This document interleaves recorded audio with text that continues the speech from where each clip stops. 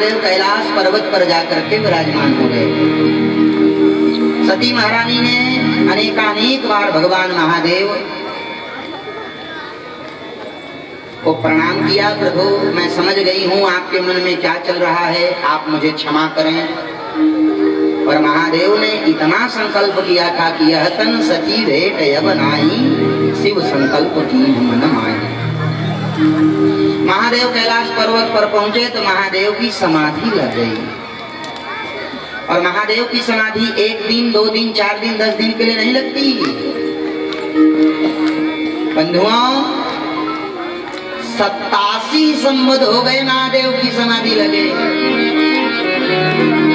और देवी सती महारानी बड़ी दुखी है महाराज। इस संसार में पिय वियोग सम दुख जग नाही। पिय के वियोग के समान दूसरा कोई दुख नहीं होता। बहुत सुंदर, आप चले जाइए। पिय के वियोग के समान कोई दूसरा दुख नहीं होता। पिय वियोग सम दुख जग नाही। बंधुओं, सती महारानी बार बार प्रयत्न करती हैं, परंतु अंत तो गत्वा सती महारानी ने मन ही मन राम जी से कह दिया है, प्रभु कि तो मुझे महादेव की चरण दे दो, महादेव मुझे स्वीकार कर लें।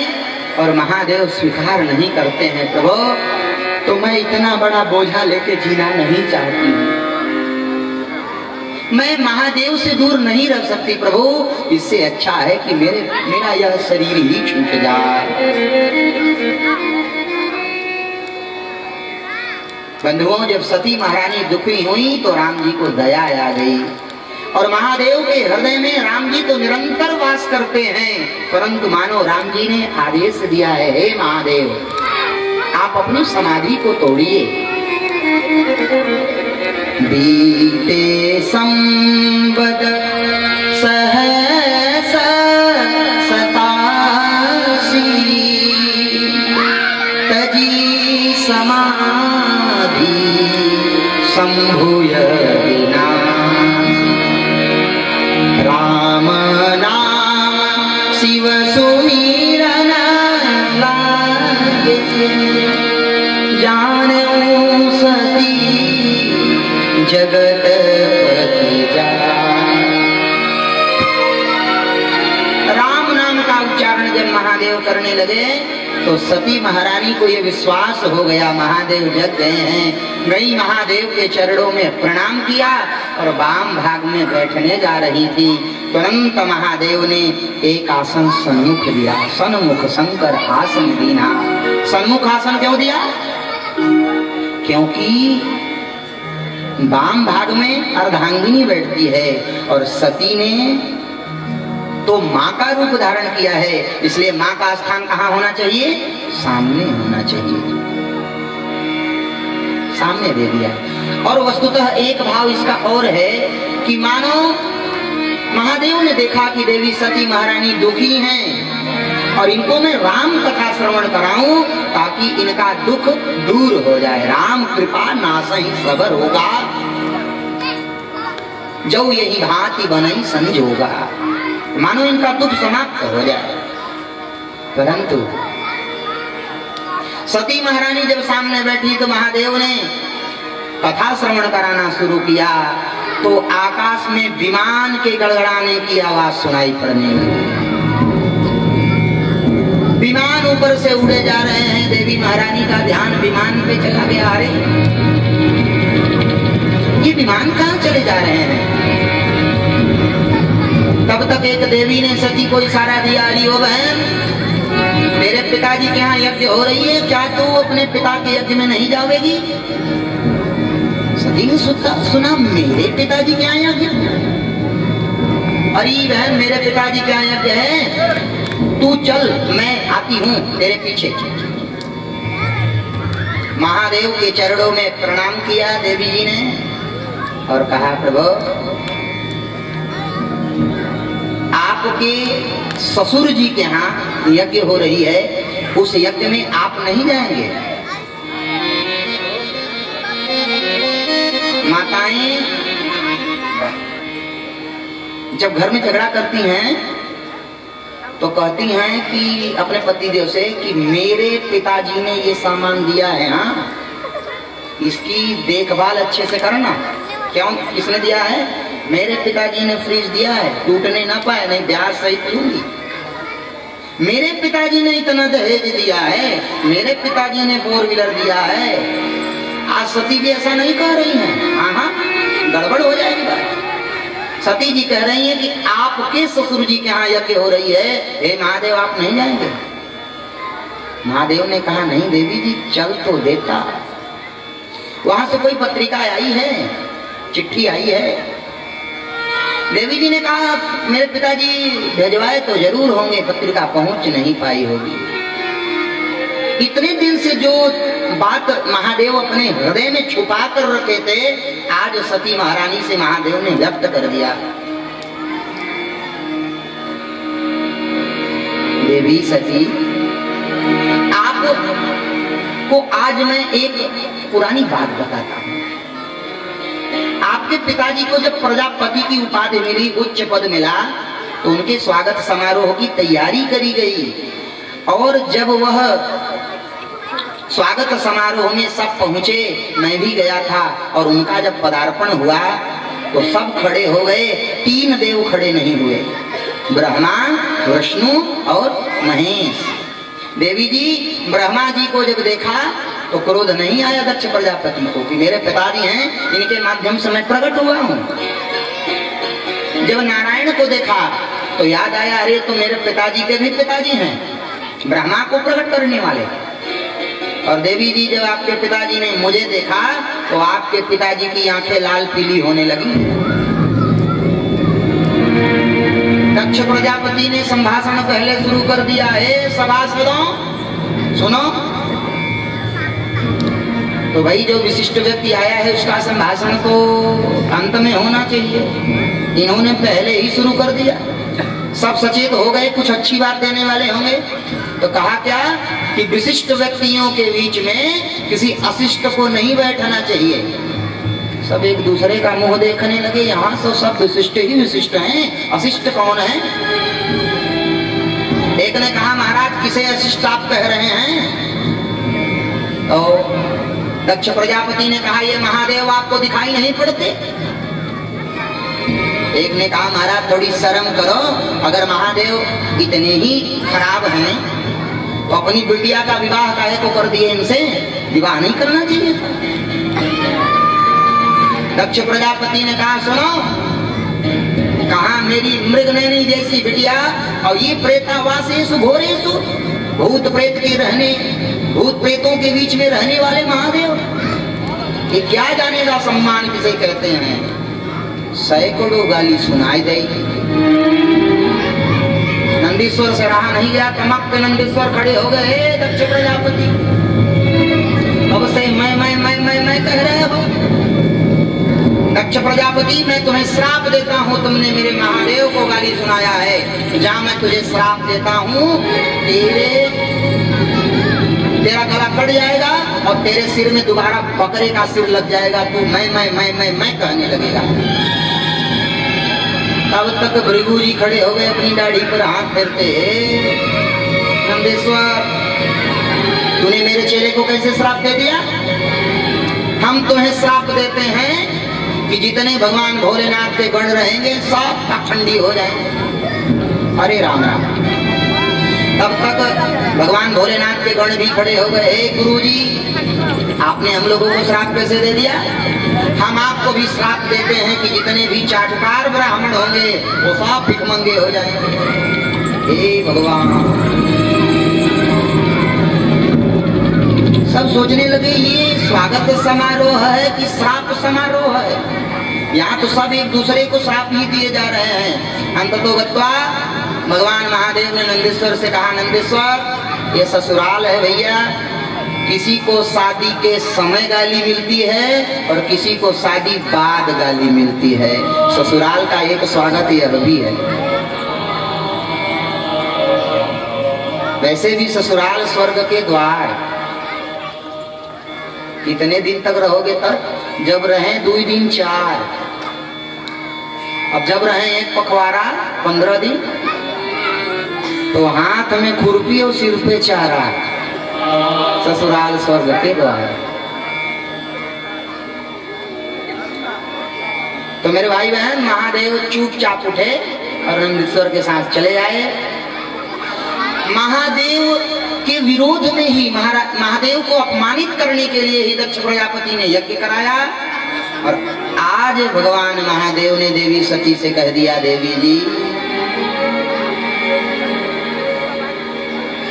आवत ही हर से नहीं, नैनन नहीं सने, आवत ही हर से नहीं, नैनन नहीं सने, आवत ही हर से नहीं, नैनन नहीं सने, आवत ही हर से नहीं, नैनन नहीं सने।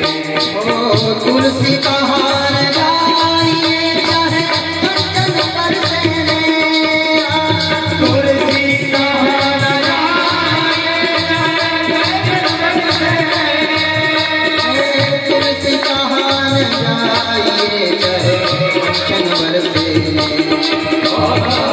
तुलसी कहान गाइए चाहे कंचन पर सहने।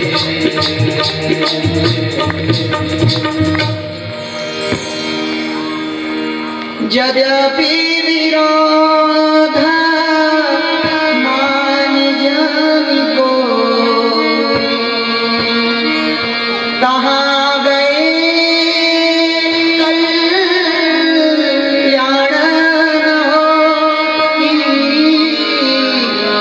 कहाँ गए कल्याण।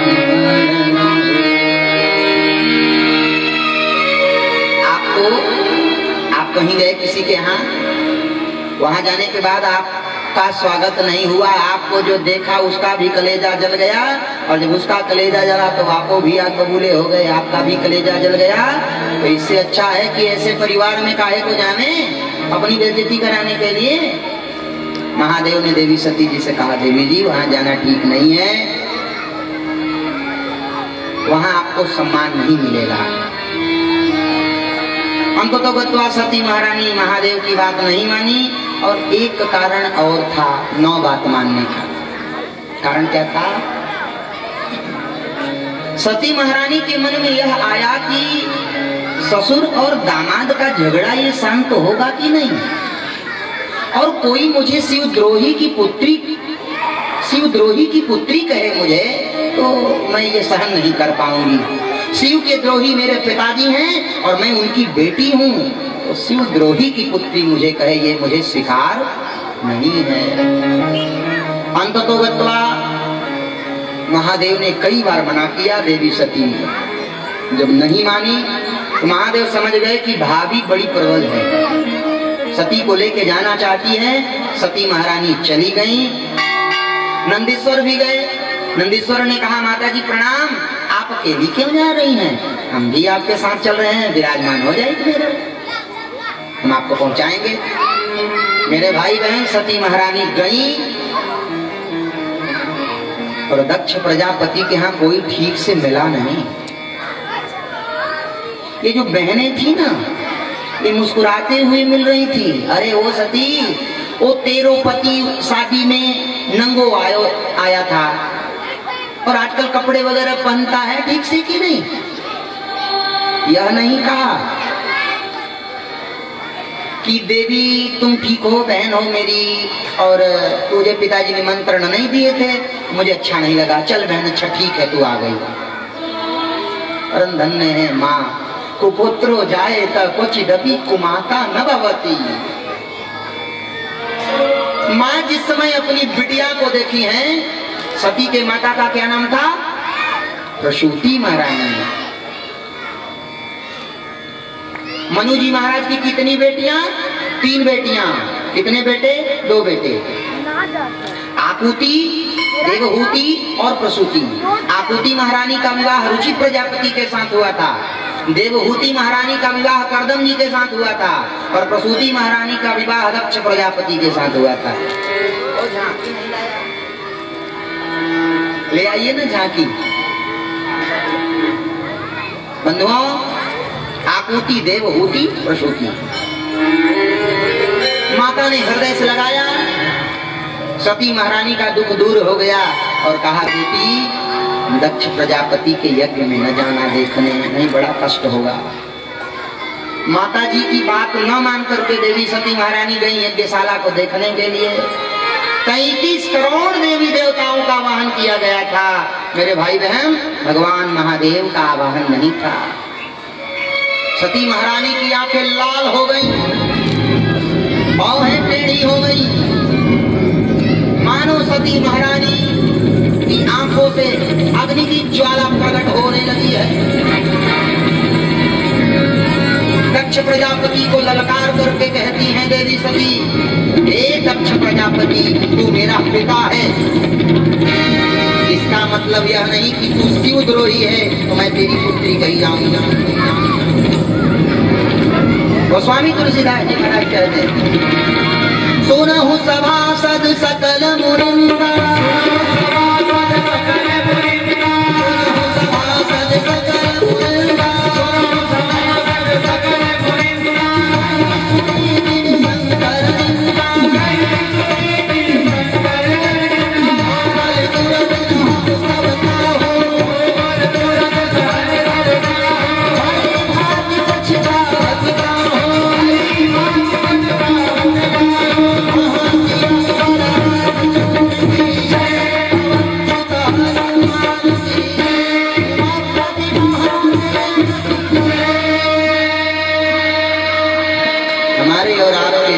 भगवान महादेव और पार्वती जी का पदार्पण हो रहा है। ताली बजा करके स्वागत करें भाई।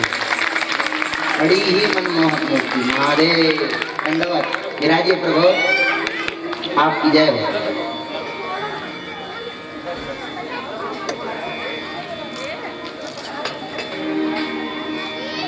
भगवान महादेव विराजमान है। सभी आप मन ही मन प्रणाम करें वहीं से। बोल महादेव भगवान की जय। बंधुओं, सती महारानी ने क्रोध में आग बबूली हो गई। दक्ष प्रजापति को ललकारा, अरे सभासदों, जिन जिन लोगों ने भगवान भोलेनाथ की निंदा करी है या निंदा सुनी है, सो फल तुरंत लहग सब काहू। मेरा आप सभी से निवेदन है, जैसे बैठे ऐसे बैठे रहिएगा तो बड़ा अच्छा लगेगा। और आज तो शिव विवाह की कथा, आप सभी शिव विवाह तक की कथा हो जाएगी और कल श्री राम जी का जन्म होगा। कल राम जन्म की कथा सुनाई जाएगी। वस्तु थोड़ी आप लोग बैठ के आनंद ले लेना। 9 दिन की राम कथा 7 दिन में आपको श्रवण कराई जाएगी। पूरा प्रसाद दिया जाएगा और आप लोग अपने बर्तन को खूब अच्छे से धो के आया करिए, क्योंकि शेरनी के दूध को रखने के लिए पात्र भी तो बढ़िया चाहिए। हाँ? अगर ऐसे वैसे पात्र में रखेंगे छेदा कर देगा, सब बाहर निकल जाएगा। इसलिए अपने मन रूपी, हृदय रूपी पात्र को खूब साफ कर लीजिए और आप सभी अपने स्थान पर बैठ जाइए। तो मेरे भाई बहन, सती महारानी दक्ष प्रजापति के यज्ञशाला में ही अपने शरीर को दग्ध करने लगी। नारद जी को पता चला, बेचारे भूत प्रेत दौड़ करके आए। भृगु महाराज ने अक्षुण मंत्र का प्रयोग कर दिया, अपहंत मंत्र का। भूत प्रेत बड़े दूर जाकर के गिरे। नारद जी ने एक बार दौड़ लगाया, पहुंच गए कैलाश पर्वत। महादेव के चरणों में प्रणाम किया। प्रभु, अनर्थ हो गया। क्या अनर्थ हो गया? सती महारानी ने दक्ष प्रजापति के यज्ञ में अपने शरीर को दग्ध कर दिया। प्रभु, महादेव की आंखें लाल हो गई, बाहें टेढ़ी हो गई। उखाड़ा अपनी एक शिखा को, उखाड़ करके पटक दिया। यूं ही महादेव ने पटका, एक वीर प्रकट हो गया। चरणों में प्रणाम किया, प्रभु क्या आज्ञा है मेरे लिए?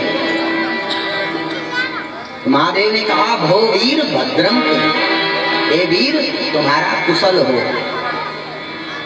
प्रभु करना क्या है? दक्ष सयज्ञ जय, दक्ष प्रजापति के यज्ञ को ध्वंस करना है, दक्ष सहित जो आदेश प्रभु। इधर से बड़े वेग के साथ वीरभद्र दौड़े हैं। समस्त ऋषि महर्षि आपस में विचार करने लगे कि ये हो क्या रहा है। कोई कहता है कि आंधी आने वाली है, कोई कहता है भैया मुझे तो लगता है कि प्रलय आने वाला है, कोई कहता है ये तो प्राचीन वरही का राज्य है, प्राचीन वरही के राज्य में कहाँ प्रलय आवेगा। तब तक तो भूत प्रेतों ने यज्ञ मंडप को घेर लिया। वीरभद्र दौड़ करके गए तो दक्ष प्रजापति का यही गला काट करके ही अलग कर दिया। बोल वीरभद्र भगवान की जय। बंधुओं, दक्ष प्रजापति की यज्ञ में ध्वंस हो गई, सात खंड खंड कर दिया। दक्ष प्रजापति ने यज्ञ कहाँ किया था? हरिद्वार के कनखल में। हरिद्वार के कनखल में दक्ष प्रजापति ने यज्ञ किया था। और बंधुओं, वीरभद्र ने यज्ञ विध्वंस किया। धीरे धीरे समय बीता। सती मरत सनबर मांगा, जन्म जन्म शिवा पदयानुरागा, शिव पदयानुरागा। मरते समय, शरीर छोड़ते समय सती ने निवेदन किया था कि हे प्रभु मुझे मिले तो महादेव की ही शरणागति मिले। अंततो गत्वा अंतमति सागति।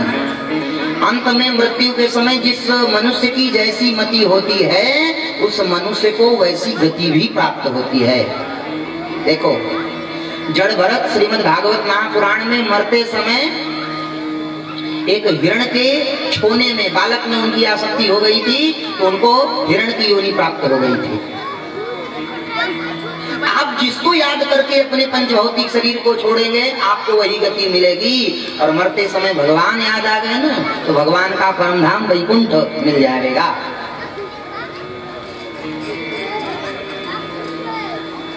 सती महारानी का जब दूसरा प्रागट्य हुआ तो ते ही कारण हिमगिरि गृह जाई, जननी पार्वती तनु पाई। पार्वती बनकर के प्रकट हुई। नारद जी महाराज का पदार्पण हुआ। नारद समाचार सब पाए, कौतुक ही गिरि गेह सिधाए। शैल राज बड़ आदर कीना, पद पखारी बर आसन दीना। शैलराज ने खूब सम्मान किया और पूछा, प्रभु ये जो मेरी बेटी है इसकी हस्त रेखा देखकर बताइए कि गुण कितने हैं, अवगुण कितने हैं। तो बंधुओं, नारद जी ने कहा, देखो आपकी बिटिया तो जगदम्बा है, आदि शक्ति है। नारियां इसके नाम से पतिव्रता धर्म का पालन करेंगी। सद्गुण तो बहुत हैं परंतु आपके बेटी के हस्त की रेखा में कुछ अवगुण भी हैं। क्या अवगुण है प्रभु? बोले इनके जो पतिदेव मिलेंगे वो कैसे मिलेंगे? अगुण अमान मातु पितु दीना, उदासीन सब संशय छीना। अवगुणी मिलेंगे, नग्नावस्था में रहेंगे, नग्न प्रेतावासेषु घोरेषु, भूत प्रेत के बीच में रहने वाले होंगे। यही आपके बिटिया को वर मिलेंगे। तुरंत हिमांचल जी समझ गए, ओहो ये तो मेरे महादेव के लक्षण दिखाई पड़ते हैं। बंधुओं, नारद जी कह गए कि आपकी बेटी तपस्या करेगी, जो तप करई कुमारी कुमारी भावी हुमें सकहि त्रिपुरारी। आपकी बेटी अगर तपस्या करेगी तो महादेव वर मिलेंगे। नारद जी चले गए और बंधुओं मैना मैया तो बेहोश हो गई थी। हिमांचल जी महाराज ने मैना को सारी बात बताई नारद जी की। तब पार्वती महारानी श्वेत वस्त्र धारण करके आती हैं। श्वेत वस्त्र मतलब शांति का प्रतीक। माता जी के गोद में आकर पार्वती जी बैठ गई और अपने स्वप्न की चर्चा करी कि माता जी स्वप्न में मुझे संत मिले थे, उन्होंने कहा जाकर तपस्या करो तभी महादेव मिलेंगे। माता जी हृदय से लगा के रोने लगी। फिर हिमांचल जी ने समझाया और पार्वती महारानी तप करने के लिए गई। तपस्या कैसी हुई? कछु दिन भोजन बारी बतासा, कछु दिन कठिन किए उपवासा। बेल पात महु रहि सुखाई, 3 सहस्र संपत सोई खाई। और मेरे भाई बहन, माता जी ने सूखे सूखे बेल पत्र खाए। तब से माता जी का नाम एक और पड़ गया। तब ते नाम पड़ा अपर्णा। एक लोगों की मैं कथा सुन रहा था तो उन्होंने उत्तर दिया तब ते नाम पड़ा अन्नपूर्णा, पर ये बात गलत है। अपर्णा नेक वर्णा च पाटला पाटलावती, पाट अंबर परिधाना कल मंजिर रंजनी। हमें विक्रमा क्रूरा सुंदरी सुम सुंदरी, वन दुर्गा च मातांगी मतंग मुनि पूजिता। श्री दुर्गा सप्तशती में यह मंत्र है। माता का नाम है अपर्णा। धीरे धीरे करके तपस्या पूर्ण होने लगी। पार्वती जी तपस्या कर रही हैं और महादेव के पास समस्त देवता जन पहुंचे। महादेव से निवेदन किया कि प्रभु दक्ष प्रजापति की यज्ञ पूर्ण कराइए, आप तो यज्ञ के रक्षक हैं, भक्षक नहीं हैं। महादेव ने कहा मुझे मिलता क्या है यज्ञ में? तो एक बात तय हुई, प्रभु अगर यज्ञ होगी तो यज्ञ की बची हुई सामग्री आपको प्राप्त होगी। रुद्र महायज्ञ की बची हुई सामग्री महादेव को प्राप्त होती है और की तो गोसाई को प्राप्त होती है। जो शिव जी के भक्त होते हैं गोसाई। दक्ष प्रजापति के यज्ञ को भगवान महादेव गए पूर्ण कराए और दक्ष प्रजापति को बकरे का सिर लगा दिया। तब से दक्ष प्रजापति ने स्तुति किया बम बम बम बम बम कर करके और अपना गाल बजाया। इसीलिए जब महादेव के मंदिर में हम गाल बजाते हैं तो महादेव को याद आ जाती है अपने ससुर जी की याद, और तुरंत महादेव खुश हो जाते हैं और महादेव के मन में जो आप मांगेंगे महादेव आपको दे देंगे। इसलिए कहते हैं गाल को बजाए निहाल कर देते हैं। सप्तऋषि जन जब पुनः आए, रामभद्र प्रभु का पदार्पण हुआ। रामभद्र प्रभु ने कहा प्रभु आप विवाह कर लीजिए। महादेव ने कहा प्रभु विवाह तो करना नहीं चाहता, एक बार विवाह किया तो कितना दुख हुआ। आज भी मैं सती महारानी को भूल नहीं पाया हूँ। और सती महारानी के जो अंग प्रत्यंग सुदर्शन चक्र के द्वारा कटकर गिरे थे, 51 शक्ति पीठों की स्थापना हुई है मेरे भाई बहन। और मिर्जापुर में जो विराजमान है माँ विंध्यवासिनी, 51 शक्ति पीठों में से एक शक्ति पीठ हो भी है। तो राम जी की बात को मान लिया, सिरोधार्य किया और सप्तऋषियों को भेजा कि जा करके पार्वती की प्रेम परीक्षा लो। सप्तऋषि जन प्रेम परीक्षा लेने के लिए गए और कहा देवी जी इतनी तपस्या किसके लिए कर रही हो? पार्वती जी ने कहा आप पूछ ही रहे हैं तो आपको बता देती हैं, भगवान महादेव को प्राप्त करने के लिए तपस्या कर रही हूँ। आपके गुरुजी कौन है? बोले नारद। बोले नारद ने किसी का घर बसाया है कि आपका घर बसाएंगे? नारद ने किसी का घर बसाया है कि आपका घर बसाएंगे?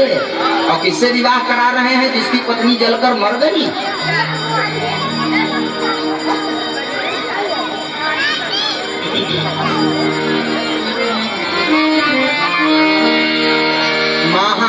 महादेव अवगुण भवन विष्णु सकल गुण धाम। सप्तऋषियों ने कहा देवी जी आपका विवाह हम नारायण से करवा देंगे जो सकल गुणों के धाम हैं, और महादेव तो अवगुण के भवन हैं। पार्वती जी ने कहा प्रभु जही कर मन रम जाहि सना तेहि सनका। जिसका मन जिससे लग जाता है ना उसी से उसका काम होता है। क्यों? जो प्रेम गली में आया नहीं प्रियतम का ठिकाना क्या जाने। जिसने कभी प्रेम किया ही नहीं वो प्रेम निभाना क्या जाने। प्रेम परिचय को पहचान बना देता है, उजड़े हुए गुलिस्ते को दस्तान बना देता है। अरे मैं औरों की नहीं खुद की बात करता हूँ। प्रेम इंसान को भगवान बना देता है, प्रेम इंसान को भगवान। हाँ प्रेम करना याद है, और संसारियों को प्रेम करने नहीं आता। ये संसारी से प्रेम करते हैं, भगवान को पदार्थ खिलाते हैं। उल्टा, अरे भगवान से प्रेम करो, संसारियों को पदार्थ खिलाओ, काम बन जाएगा। परंतु संसारी जन करते क्या हैं? दुनिया वालों से प्रेम करते हैं, भगवान को लड्डू चढ़ाते हैं। प्रभु 10वीं की परीक्षा है, फर्स्ट डिवीजन आना चाहिए। अगर फर्स्ट डिवीजन आ गए तो 1 किलो लड्डू मेरे तरफ से भी। यानी भगवान आपके लड्डू के लिए ही बैठे हैं कि आप 10th पास करो और लड्डू भगवान पावे। तो पार्वती महारानी ने अपने मन की बात ऋषियों से कह दिया क्या?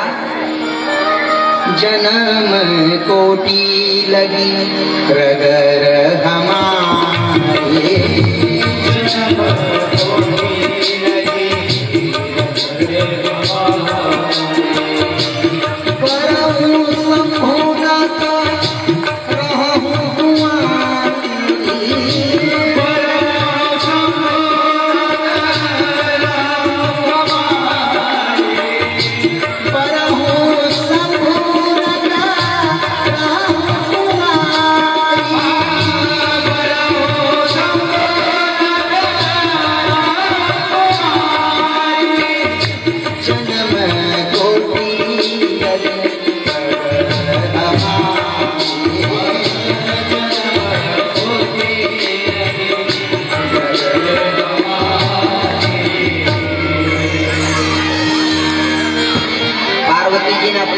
बता दिया।